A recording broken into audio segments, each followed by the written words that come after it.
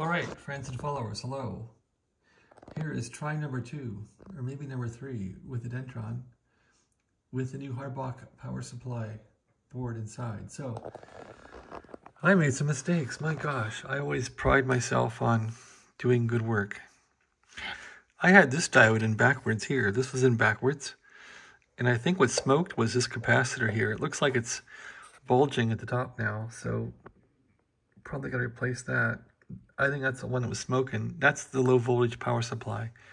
I also had a diode in backwards right about there in the high voltage power supply, which would have made the voltage lower. So hopefully now it won't smoke, and we'll see how it goes. So always good to check this stuff. Make sure these aren't shorting. I don't see any shorts there. Nothing's really changed from the last time I checked for shorts. So same procedure. I'm gonna bring this up on the Variac. So turn the amplifier on and just get ready to turn it off quickly. That's the whole rule of the game here, is that it smokes, pull the plug. So here we go. I'm on low voltage. So I should get voltage out of this thing higher now because it's it had a bad volt, and it had a diode in backwards in the power supply, which I made a mistake with. So crank it up. Tubes are coming up. Okay, yeah, there's the voltage. It's coming up now about where it was. A little more crank here on some power. Tubes are coming up. Voltage is now supposedly a kilovolt. I'm not sure if that's right. We got some low voltage now coming through on the power light, which is a good sign. And let's see where we are here. 60 volts. Let's go to 90 volts. There's 90 volts. Filaments are coming on brighter. No fan yet. Okay, there's some power. Now we have a kilovolt and a half, if the meter's right. Let's jump it to high voltage here and see if it'll do that. I'm gonna crank it down a sec. On SSB, you can jump it. So let's jump it to high voltage winding. There it went.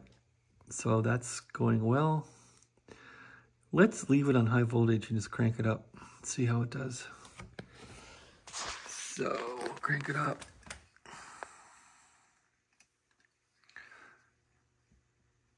$85 volts. Got some hum going on. Fans coming on. I wonder if I can try to go to operate now. Let's see if it'll burn up. Let's see if it'll click in. No change there. We're at 2 kilovolts.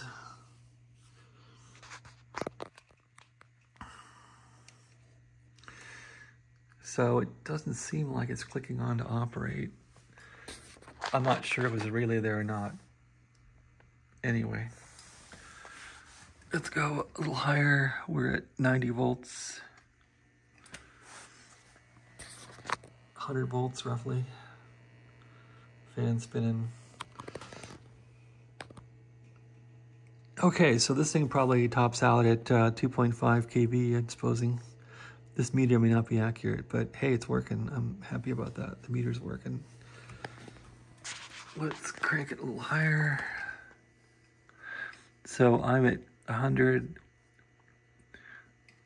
A little higher. Got some hum going on. We're not blowing household fuses or breakers, which is good. There's 2.5 kV, which is probably about right for this thing. Can I go to operate? I guess there's no relay that kicks in. It just wants to be keyed from the back. Anyway, it's up and running and not smoking or causing havoc. So that's a good sign. Let's go to full voltage here. That would be full bore. About 120 there. Filaments are bright, fans up. We're at almost 3 kilovolts now. Hope that's not too much. Okay, well, it's holding, it's hanging in there. And, okay. Take the voltage down.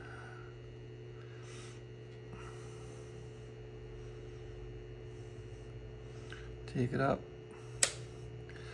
Well, looks like it's working anyway. I haven't tried it with RF. The next step would be to try to put a signal into it, but it seems like it's working without any bad things happening, so that's a start. The best thing might be to let it cook for a while and see if it'll keep running. On 3 tubes. The 4th tube is a little sketchy, so I'm not going to put it in, but it'll run on 3 tubes just fine.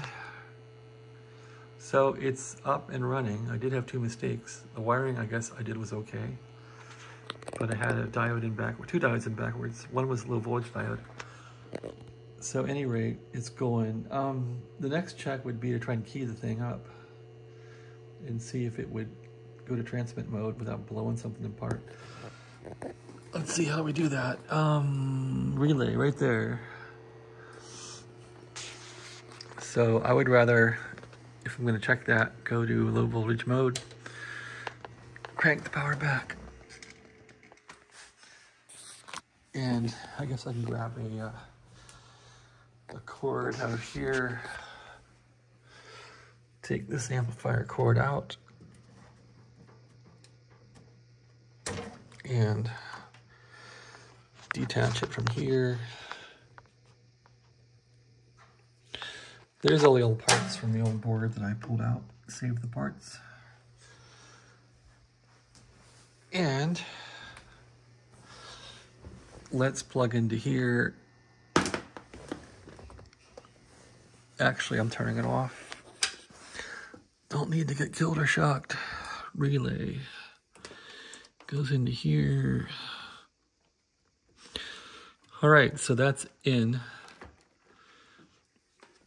Now the theory is when I key it, nothing bad should happen. Let's turn it back on. It should, this relay should click, I would think. No click.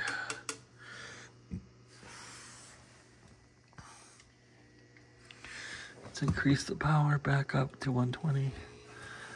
There we go. Okay, so no click there. Why? I don't know. Should click. So maybe the power supply is not working right. What if I jam that relay in? Let's try that. Power down. Let's just try to push it.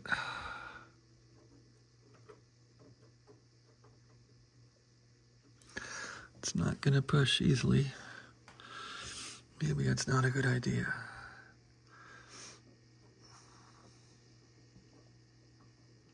Oh, it is pushing in. Okay, nothing bad happening.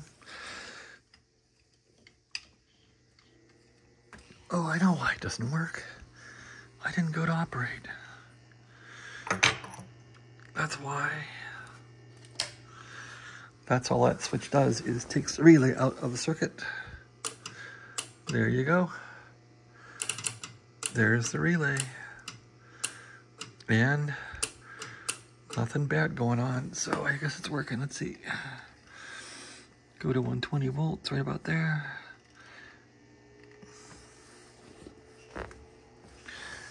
$120 volts, keyed up.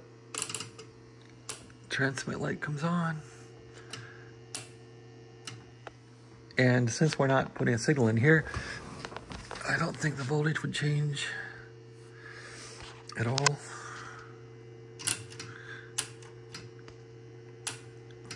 Let's go to high power, 3 kilovolts almost. Key it up. Well, this thing might be working. At least it doesn't explode or smoke. It doesn't blow the household breaker, so. What do you think? The next test is real RF. Transmitters on the floor. I guess I could test it that way. Okay, well, thanks for watching. Have a great day. Clipper Danell, coming back to life.